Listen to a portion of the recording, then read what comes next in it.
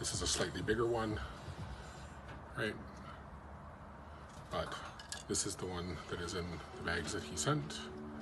So what I recommend for loading it is to cut the end of your bias tape strip in like almost like an arrow point, and then it's a little fiddly to get going, but once you get going, it is pretty magical. So what I do is I get it all set up, pull a little bit through, you know, make sure that it's folded and stuff the way you want. I feed it underneath a pin on my ironing board, just so that it's kind of the way we want it. And it's always the way when you're trying to make a video that it is a little fiddly.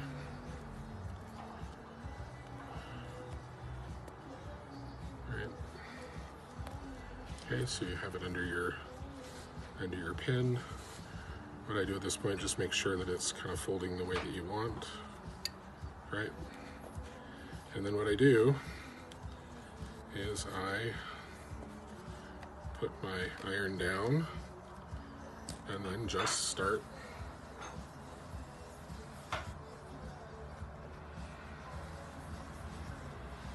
pulling the bias tape through. It will take a little bit of